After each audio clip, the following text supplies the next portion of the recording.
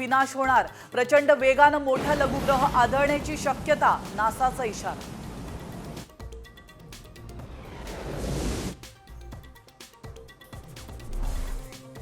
नमस्कार, मी प्राची साळुंखे बुलेटिनमध्ये आपलं स्वागत करते आणि बुलेटिनच्या सुरुवातीलाच आताची सर्वात मोठी बातमी येते संभाजीनगरमधून। संभाजीनगरात मास कॉपीचा प्रकार समोर आलाय। या क्षणाची महत्त्वाची बातमी आपण पाहतोय। बॉक्स भरून कॉपी गाईड्सचा ढीग या ठिकाणी पाहायला मिळालाय। फुलंब्रीच्या पिंपळगावात 12वी परीक्षेमध्ये मास कॉपीचा प्रकार समोर आलाय।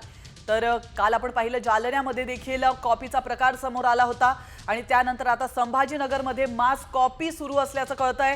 तर सीईओंची धाड, आदर्श शाळेविरोधात गुन्हा दाखल करण्यात आलाय।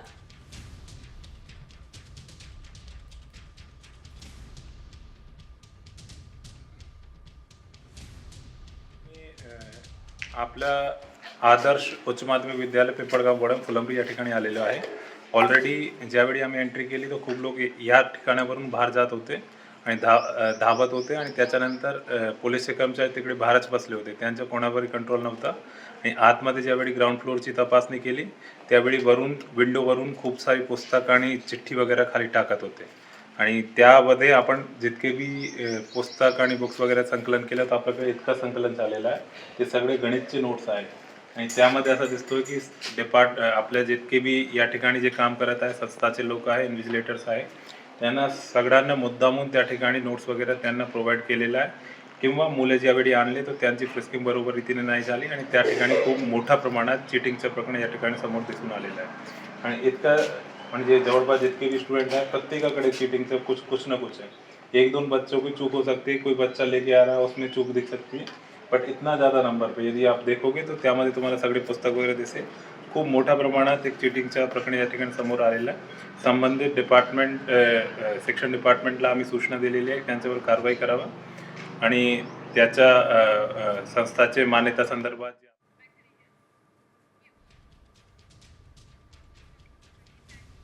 तर याविषयी अधिक माहिती देण्यासाठी आपले प्रतिनिधी संदीप लांडगे आपल्या सोबत फोन लाईन वरून जोडले गेले। तर संदीप, अतिशय धक्कादायक विज्युअल्स आपल्या समोर आहेत। संभाजीनगरमध्ये मास कॉपीचा प्रकार घडलेला आहे।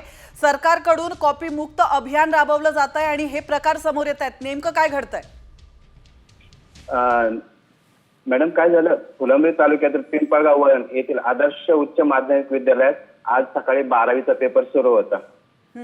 त्यावेळेस शनिवारी अचानकच जिल्हा परिषदेचे सीओ विकास मीना यांनी अचानक धाड टाकली। यावेळी एक बॉक्स भरून कॉप्या अनेक गाईड्स आणि वर्गात आढळून आले। अनेक जण बेकायदेशीरपणे पण त्या वर्गाबाहेर दिसून आले। ज्यावेळेस त्या लोकांनी सीओ न बघितलं त्यावेळेस त्यांनी वर्गाच्या बाहेर धुवून ठोकले। परीक्षा हॉलच्या खिडक्यातून अक्षरशः कॉप्यांचा पाऊस पडत होता। यावेळी शाळेचे केंद्र संचालक आणि सर्वांना सीओनी सक्त सूचना देऊन त्यांच्यावरती कारवाई करण्याचे शिक्षण विभागाला त्यांनी आदेश दिलेले आहेत। नक्कीच, धन्यवाद संदीपजी, तुम्ही दिलेल्या महत्त्वपूर्ण माहितीबद्दल। आपण या दृश्यांच्या माध्यमातून पाहू शकतो, संभाजीनगर मधली ही दृश्य आहेत। या ठिकाणी फुलंब्रीमध्ये मास कॉपीचा प्रकार समोर आलेला आहे। तर वर्गामध्ये बॉक्स भरून कॉप्या जमा करण्यात आलेल्या आहे। अक्षरशः कॉप्यांचा पाऊस या ठिकाणी पडल्याचं सीईओंनी म्हटलंय। आणि आता महत्त्वाची बातमी समोर येते नाशिकमधून। नाशिकमधल्या अनधिकृत धार्मिक स्थळाचा वाद पेटलाय। 25 वर्ष पाठपुरावा करून देखील नाशिक महानगरपालिकेनं हे धार्मिक स्थळ हटवलं नव्हतं।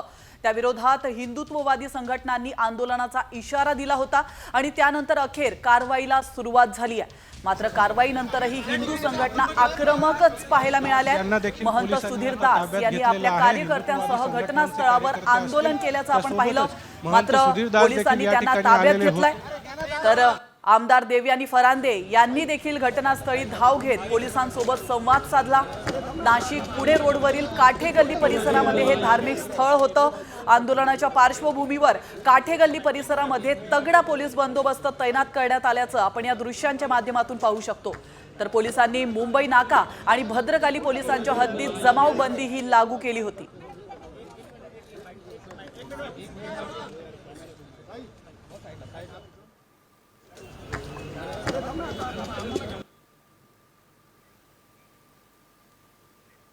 महाराष्ट्रामध्ये नाशिक जिल्ह्यामध्ये अनेक पद्धतीच्या अशा पद्धतीच्या लँड जिहादच्या घटना घडत आहेत आणि त्या जागेवरती हिंदुत्ववादी संघटना ज्या जागेवरती अशी अतिक्रमणं झालेली आहेत ती अतिक्रमणं काढून घ्यावी, अशा पद्धतीच्या कायद्याच्या चौकटीमध्ये बसणाऱ्या सूचना आम्ही प्रशासनाला दिल्या.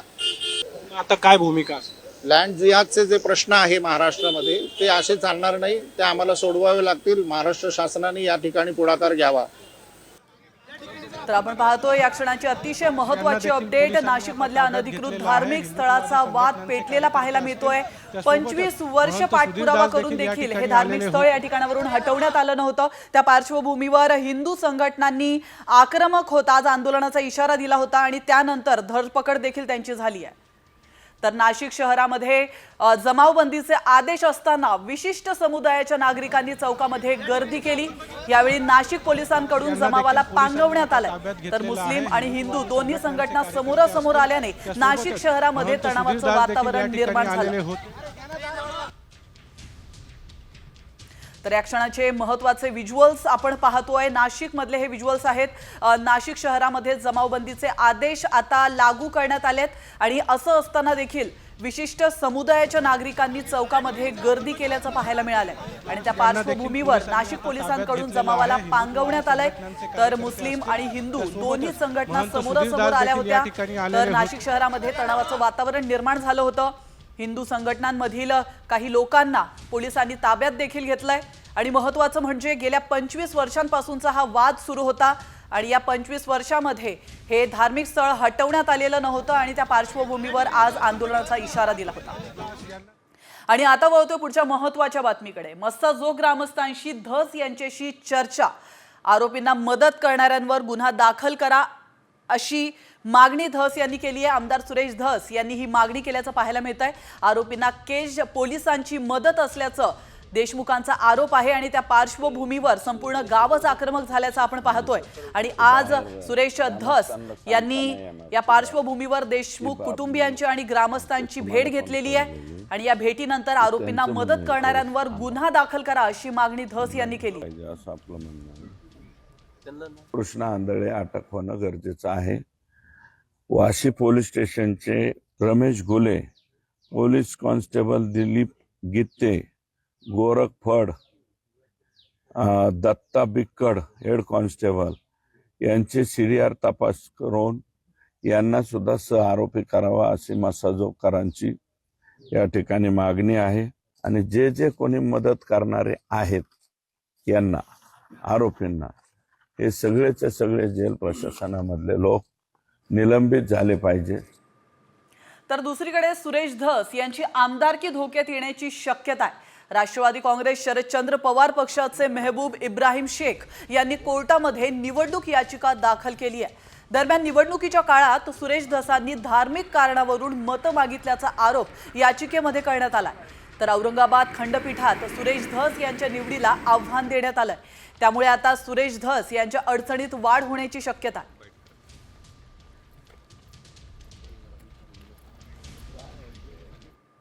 वळतो पुढच्या बातमीकडे. काँग्रेसचा मोठा मोहरा शिंदे सेनेच्या गळाला लागल्याची राजकीय चर्चा सध्या जोरात सुरू आहे.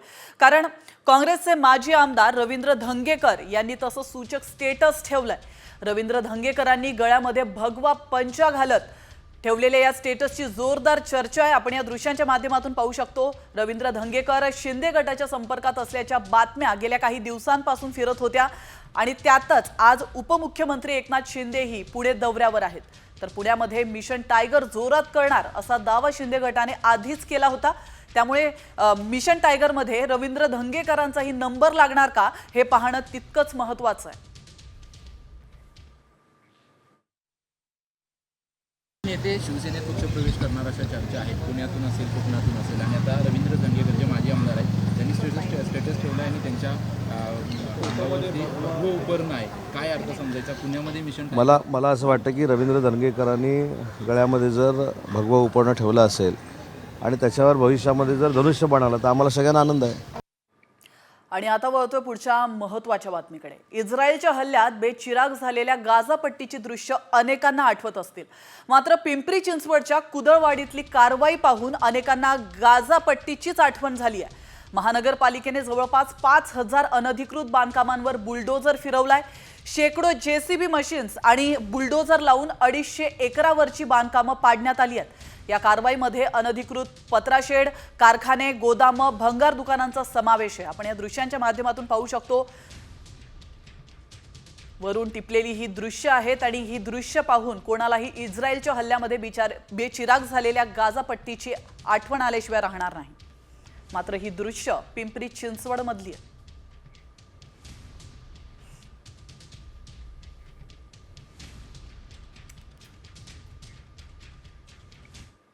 दिवा परिसरामध्ये पालिकेच्या अतिक्रमण कारवाईला तीव्र विरोध केला जातोय. पुतळ्यांना प्रतिकात्मक फाशी देत नागरिकांनी आपला संताप व्यक्त केलाय. दिवा येथील अनंत पार्क या अनधिकृत इमारतीवर पालिकेच्या वतीने आज कारवाई करण्यात येणार होती. न्यायालयाच्या आदेशानंतर सदरची कारवाई करण्यात येत होती. या इमारतीमध्ये एकूण 137 कुटुंब राहत आहेत. दिव्यातील जो इमारतींचा विषय आहे तो अतिशय गंभीर आहे. आपण नागरिकांना मोठ्या प्रमाणात यामुळे त्रास होतोय. अधिकारी आणि प्रशासन या जेव्हा अनधिकृत बांधकाम होत असतात तेव्हा त्यांच्याकडे दुर्लक्ष करते, पण सर्वसामान्य माणूस जेव्हा घर घेतो आणि तो त्याच्यामध्ये फसतो त्यामुळे नागरिकांना मोठ्या प्रमाणात त्रास होतो. बातमी कर्नाटकातून. कर्नाटकामध्ये महाराष्ट्राच्या एसटीवर हल्ला झाल्यानंतर ठाकरे सेना आक्रमक झाली आहे. कोल्हापूरमध्ये कर्नाटकातून येणाऱ्या एसटी बस अडवण्यात आल्या. ठाकरे गटाच्या कार्यकर्त्यांनी यावेळी कर्नाटक परिवहनच्या गाड्यांवर भगवे झेंडे लावले. तसंच कर्नाटक सरकार विरोधात घोषणाबाजी देखील करण्यात आली. अखेर कोल्हापूर पोलिसांनी आंदोलकांना ताब्यात घेत वाहतूक पूर्ववत केली.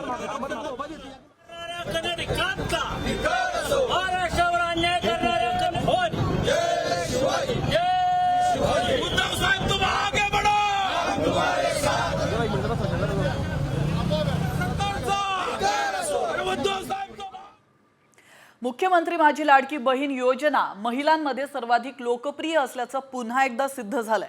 लाडकी बहिणीच्या लाभार्थ्यांमध्ये 83% महिला या विवाहित असल्याचं आकडेवारीवरून स्पष्ट झालंय. तर अविवाहित लाभार्थी 11.8% आणि विधवा लाभार्थी 4.7% इतके आहेत. लाभार्थ्यांमध्ये घटस्फोटित, निराधार आणि सोडून दिलेल्या महिलांचे प्रमाण हे एकत्रितपणे 1% कमी आहे. योजनेचा लाभ घेणाऱ्या महिलांमध्ये 30 ते 39 वयोगटातील लाभार्थ्यांची संख्या सर्वाधिक आहे. मुख्यमंत्री माझी लाडकी बहीण योजनेच्या लाभार्थ्यांमध्ये पुणे आणि अहिल्यानगर जिल्हा अव्वल राहिलाय.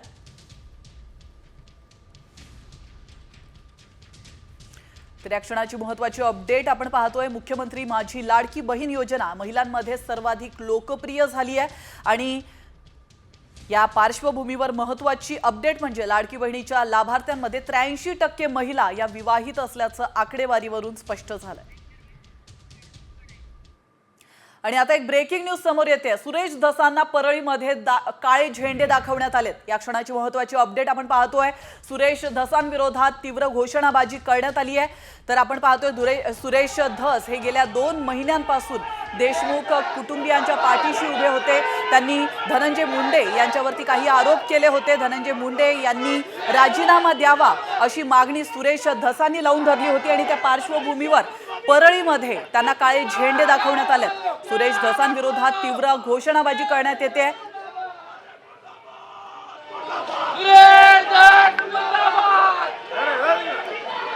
तर आपण पाहतोय परळी हा धनंजय मुंडे यांचा बालेकिल्ला आहे आणि या ठिकाणी परळीमध्ये सुरेश धस यांना काळे झेंडे दाखवण्यात आले.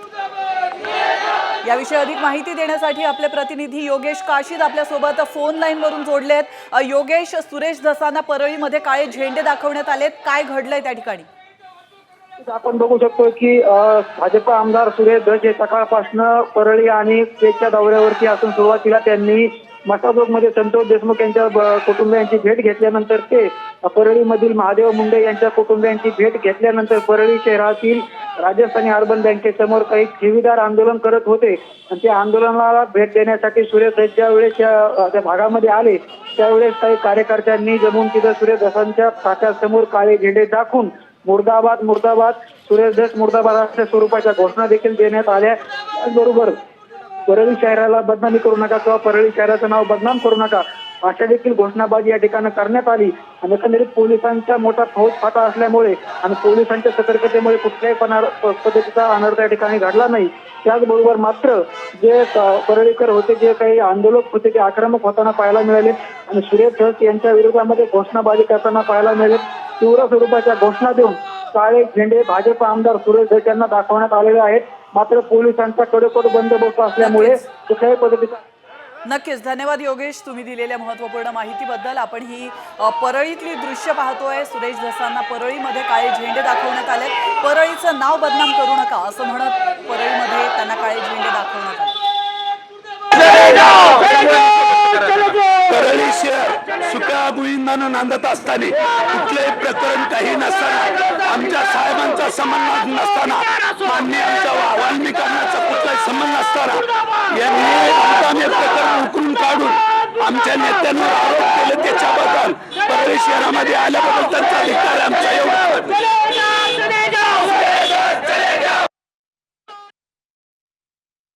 तर आपण आताची परळीतली ही ताजी दृश्य पाहत आहोत आणि या क्षणाला सुरेश धस यांना काळे झेंडे दाखवण्यात आलेत. सुरेश धस यांच्या विरोधात तीव्र घोषणाबाजी इथल्या कार्यकर्त्यांनी केली आहे. सुरेश धसनी जातीवाद उखळून काढला.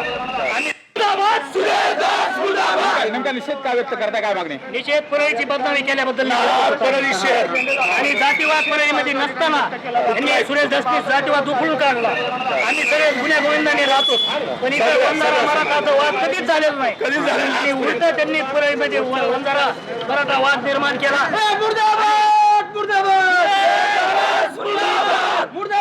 पूर्वीचा मरण आला बापू आंधळेच्या सरपंचाचा, त्याच्या घरी का गेले नाहीत सांगा ना. कुठं जिथं नाही सुरेश धसनी त्या बापू आंधळेच्या बापू आंधळेच्या घरी जावं ना. सरपंच बापू आंधळेच्या घरी जायला मोजक्याच लोकांच्या घरी कशाला जायचं.